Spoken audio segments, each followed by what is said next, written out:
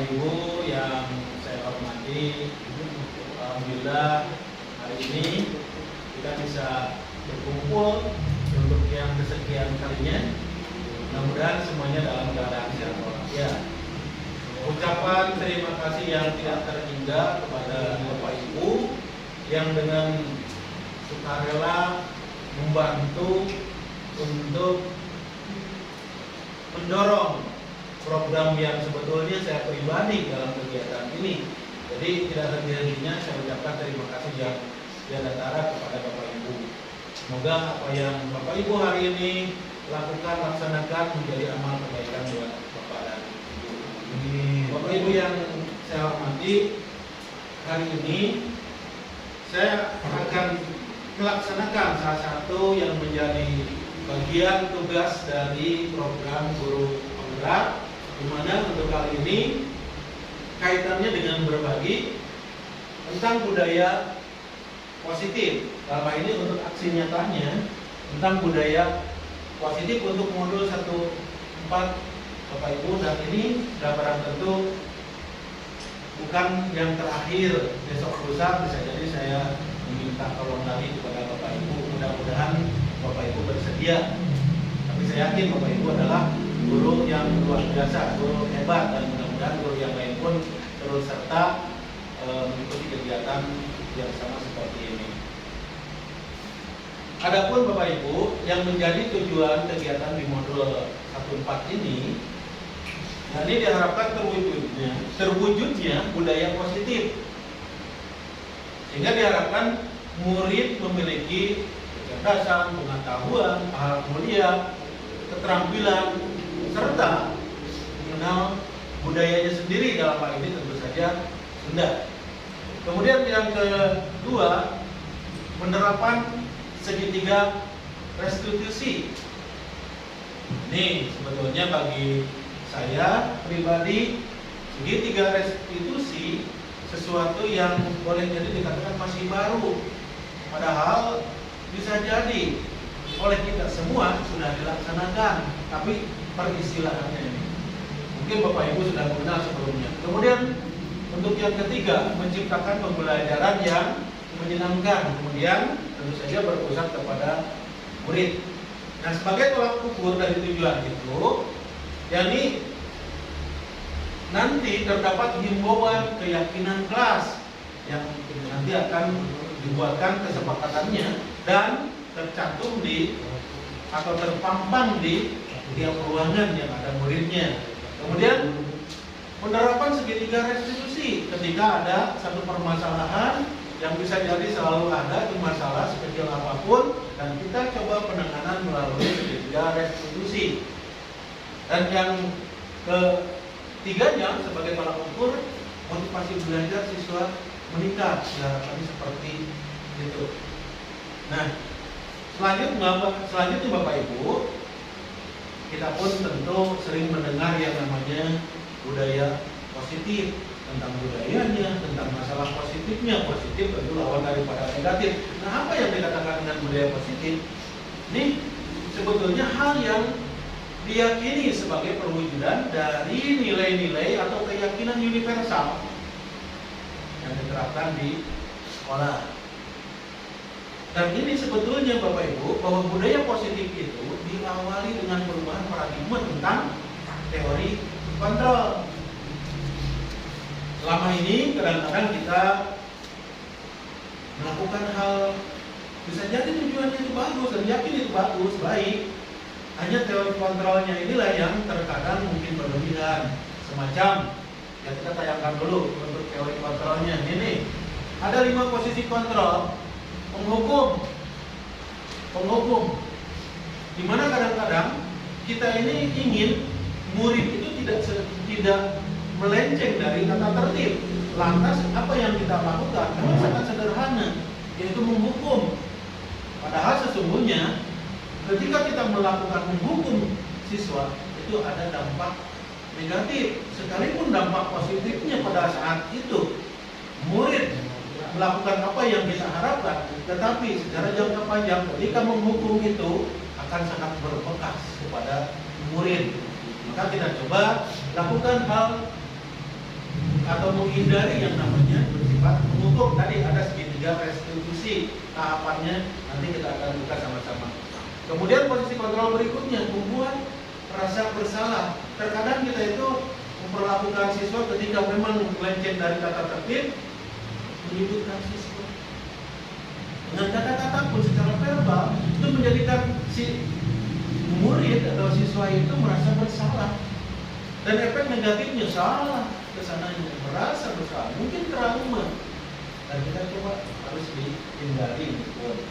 Nah, kemudian posisi kontrol ketiga, teman. Dari sisi teman ini sebetulnya memang ada hal positif. Murid bisa jadi lebih terbuka kepada kita sebagai gurunya.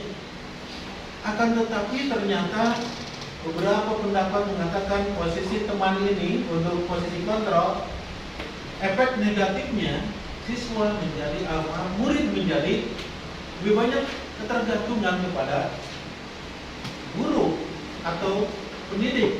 Dimana ketika tidak ada guru, murid tersebut tidak bisa apa-apa. Itu kira-kira. Mungkin lebih jauhnya nanti akan ada penjelasan di depan. Kemudian pemantau. Posisi kontrol kita kadang-kadang melakukan pemantauan. Tidak melakukan apa-apa, tapi kita menyelidiki terus, mengamati terus murid itu. Dan tentu hal itu akan merasa spionase.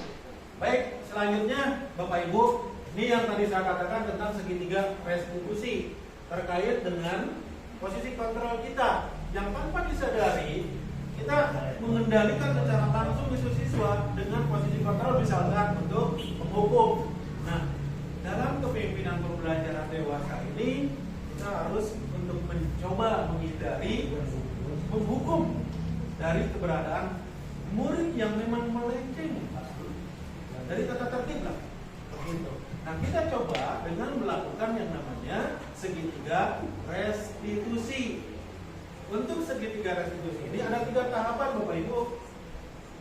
Kemungkinan dan saya yakin Bapak Ibu pun sudah ada yang tahu, sudah ada yang paham, sudah mendengar bahkan mempelajari. Segitiga restitusi diawali dengan pertama, validasi tindakan yang salah. Jadi kita menggali apa sih yang dilakukannya, kenapa? Pasti yang namanya murid atau siapapun ketika melakukan kesalahan itu ada alasannya. Ini sebagaimana yang dituliskan di sini. Ada kalimat, kamu tentu punya alasan mengapa melakukan itu. Ini adalah validasi tindakan yang salah. Kenapa murid kita berbuat salah? Kita pertanyakan. Kamu tentu punya alasan mengapa melakukan itu. Adakah cara yang lebih efektif untuk mendapatkan apa yang kamu butuhkan? Kita terkadang langsung mengatakan, kamu salah. Justru dengan adanya segitiga restitusi itu kita sendiri yang salah. Jadi tahapan ini kita coba untuk melakukan, untuk melaksanakan kepada murid-murid kita. Nah, selanjutnya tahapan keduanya, Bapak Ibu, menstabilkan identitas. Sekali lagi, menstabilkan identitas.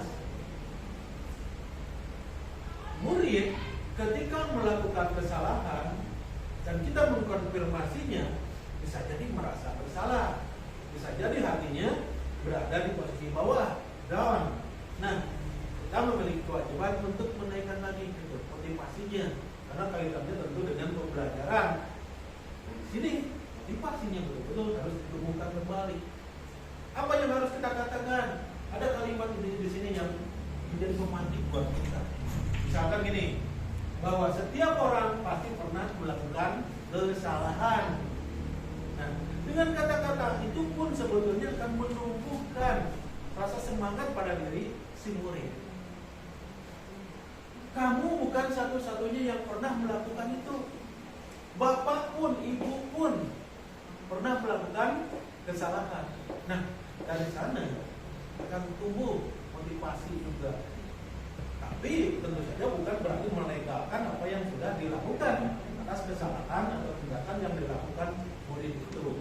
Ini Ini semata untuk menemukan motivasi, menstabilkan identitasnya yang tadinya down, kemudian kita coba up lagi. Tahapan ketiga dari restitusi ini, Bapak Ibu, yakni menanyakan keyakinan. Menanyakan keyakinan. Sebelumnya kita dengan murid-murid, dengan warga sekolah melaksanakan, menyepakati dan di satu kegiatan, yakni membuat yang namanya keyakinan kelas. Keyakinan kelas itu bisa sebagai rambu-rambu. Nanti akan dibuka slide-nya. Jadi untuk tahap ketiga yakni menanyakan keyakinan. Keyakinan kelas apa yang telah disepakati? Sebelumnya kita sudah menyepakati. Ketika murid itu melakukan kesalahan, tanyakan apa sih yang dilakukannya? Apa sih kira-kira yang dilanggarnya? Keyakinan kelas sendiri muncul dari apa yang dipikirkan oleh warga sekolah, oleh murid sendiri. Selanjutnya, misalkan ini, kamu ingin menjadi orang yang seperti itu atau tidak? Keyakinan kelas misalkan, kita buka dulu sebentar. Nah ini, keyakinan kelas salah satunya tentang kedisiplinan. Jadi kita bertanya, apakah kamu ingin menjadi orang yang berdisiplin? Pasti jawabannya mau. Dan itu jawaban yang muncul pada diri murid. Dan kembali ke yang tadi. Nah, jadi Bapak Ibu, segitiga restitusi ini adalah proses menciptakan kondisi dari peserta didik untuk memperbaiki kesalahan mereka, sehingga mereka bisa kembali pada kelompok mereka dengan karakter yang lebih kuat. Ini menurut proses. Anak yang sudah down, kemudian kita up lagi, motivasinya tumbuh, dan selanjutnya bisa bergabung dengan komunitasnya atau rekan-rekannya atau teman-temannya. Selanjutnya nih, keyakinan kelas tadi yang sedikit diulas. Keyakinan kelas itu merupakan pernyataan-pernyataan universal yang dibuat dalam bentuk kalimat positif. Kalimat positif. Pasti Bapak Ibu sudah paham kalimat positif. Kemudian keyakinan kelas tidak dibuat dalam jumlah banyak sehingga mudah diingat dan dipahami oleh semua keluarga kelas. Selanjutnya, keyakinan kelas merupakan sesuatu yang dapat diterapkan di lingkungan kelas. Ini Bapak Ibu sampai di sini keyakinan kelas ada 3 poin yang harus kita sama-sama dipahami. Dan lebih jauhnya lagi Bapak Ibu yang saya hormati, dari sisi segitiga restitusi, saya berharap atau pasti Bapak Ibu pun berharap mudah-mudahan bisa dilaksanakan dengan sebaik-baiknya di sekolah kita yang kita cintai. Ketika dihadapkan kepada murid yang memang melenceng keluar dari tata tertib, kemudian kita melakukannya tidak dengan menghukum, tapi dengan tahapan yang disebut segitiga restitusi. Dan insya Allah ketika kita menggunakan ini, dampak positifnya bisa lebih baik kepada murid-murid kita. Lagi mudah-mudahan segitiga restitusi ini bisa dilaksanakan di sekolah kita ini. Mungkin untuk hari ini dicukupkan sekian, dan ucapan terima kasih kepada Bapak Ibu yang sudah duduk mendengarkan, bahkan ada yang memberikan masukan tadi. Ucapan terima kasih sekali lagi. Mudah-mudahan apa yang dilaksanakan oleh Bapak Ibu yang terutama sudah membantu jadi kebaikan. Terima kasih sekali lagi. Assalamualaikum warahmatullahi wabarakatuh.